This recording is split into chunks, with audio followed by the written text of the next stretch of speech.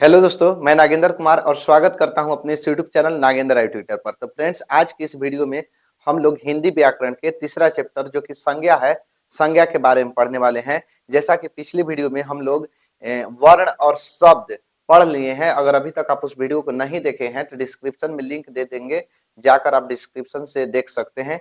तो आज के इस वीडियो में हम लोग संज्ञा पढ़ेंगे। देखिए, संज्ञा जो परीक्षा में आता है 5 नंबर के, तो पहले ऐसे सब्जेक्टिव में पूछा जाता है। ठीक है, देगा ना कि संज्ञा किससे कहते हैं, संज्ञा के कितने भेद होते हैं, अब प्रत्येक भेद के परिभाषा दे। ठीक है, एक तरह से ऐसे क्वेश्चन पूछता है। और ऑब्जेक्टिव में जो आता है वो अलग, मतलब कहने का मतलब 5 से लेकर 10 नंबर तक क्वेश्चन। ऑब्जेक्टिव तो फिक्स है परीक्षा में देना, संज्ञा से और किसी चीज से दे चाहे ना दे, व्याकरण में ऑब्जेक्टिव संज्ञा से जरूर देगा। ठीक है, तो टोटल अगर ऐसे बात करें, अगर सब्जेक्टिव और ऑब्जेक्टिव दोनों साथ में दे तो संज्ञा से आप लोग के 10 नंबर के क्वेश्चन पूछेगा। अगर ना भी दे, अगर सब्जेक्टिव ना दे तो अभी भी 5 से 7 क्वेश्चन संज्ञा से जरूर डालता है। इसलिए वीडियो को ध्यान से देखिएगा और समझने की कोशिश कीजिएगा। पहले भी शायद पढ़ चुके होंगे, बस आप लोग के कुछ नहीं करना है, देखना है, बस अपना मन याद हो जाएगा। रिवीजन एक तरह से रिवीजन हो जाएगा आप लोग के। पहले से आप लोग शायद पढ़ चुके होंगे, तो जिन जो नहीं पढ़े होंगे उनके लिए तो अभी नया है, तो देखिएगा और उसको लिख कर याद करने की कोशिश कीजिए। याद क्या करना है समझ लीजिएगा तो खुद ब खुद याद हो जाएगा। ठीक, तो सबसे पहले संज्ञा देखिए। संज्ञा तीसरा चैप्टर, संज्ञा किसे कहते हैं। तो संज्ञा किसी व्यक्ति, वस्तु, स्थान या भाव आदि के नाम को संज्ञा कहते हैं।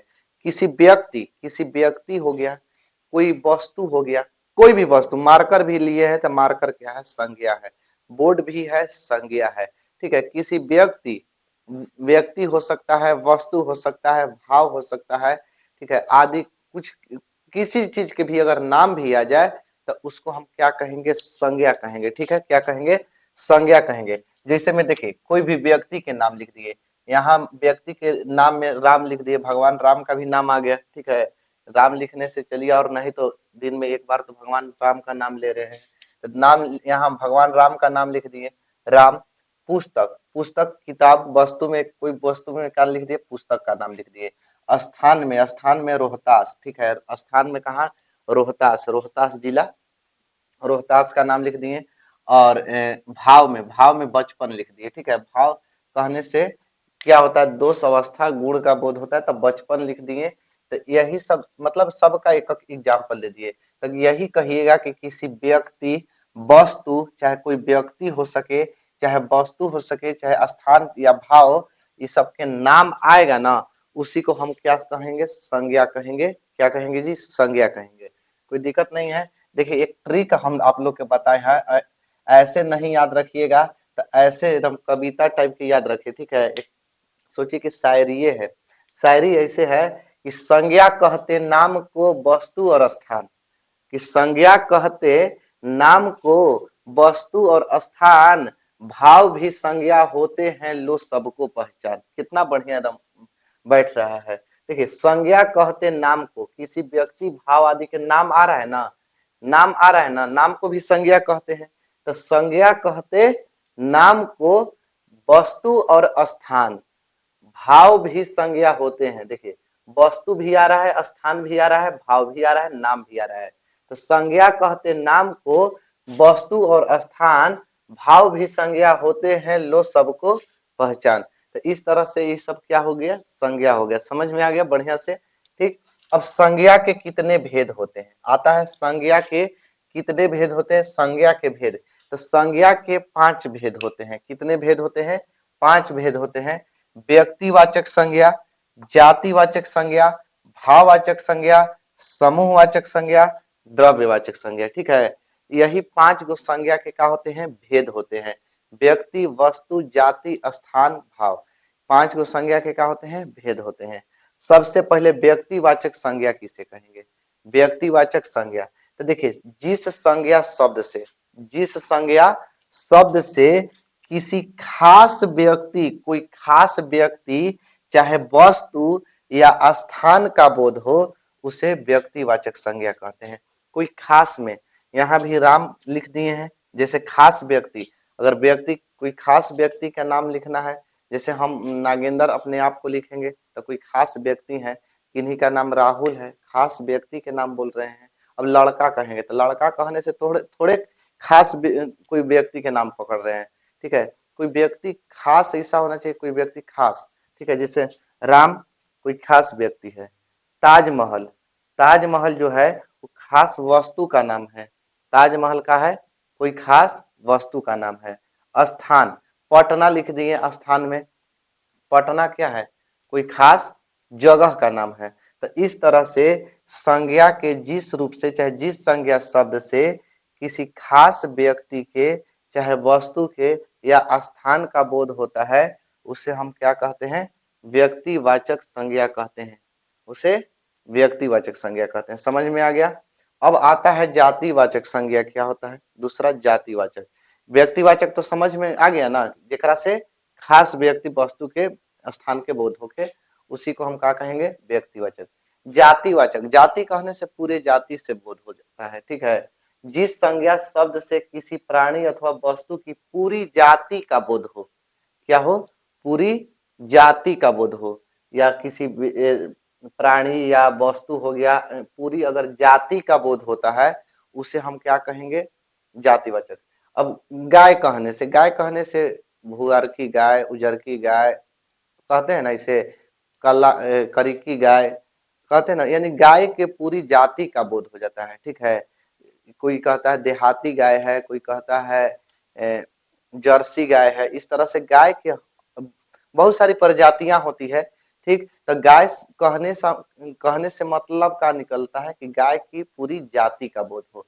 लड़की कहने से मतलब लड़की की पूरी जाति का बोध होता है। जैसे में कोई लड़की करियठी, कोई है गोरकी, कहते हैं ना लोग कि करियठी है, गोरकी है, मोटकी है, पतरकी है, माने लड़की के पूरी जाति का बोध हो जा रहा है, ठीक। तो कोई एगो खास नहीं कह सकते हैं कि कौन कोई खास अगर नाम धर के कहते हैं तो थोड़ा बुरा लगता है, समझिए, ठीक। तो इस तरह से लड़की कहने से लड़की के पूरी जाति का बोध होगा। भैंस कहने से भैंस पूरी जाति के बोध होता है।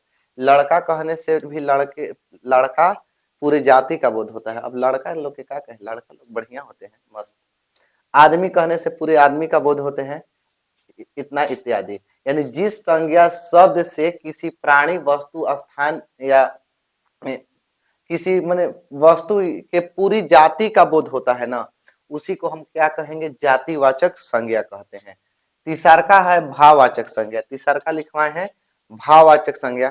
भाववाचक संज्ञा में जिस संज्ञा शब्द से पदार्थ का गुण, दोष, स्वभाव, अवस्था इत्यादि का, कोई पदार्थ हो गया चाहे व्यक्ति हो गया, उसका दोष, गुण, उसमें क्या गुण है, उसमें उसका क्या स्वभाव है, उसकी क्या अवस्था, इस सब का बोध होता है, उसी को भाववाचक संज्ञा कहते हैं।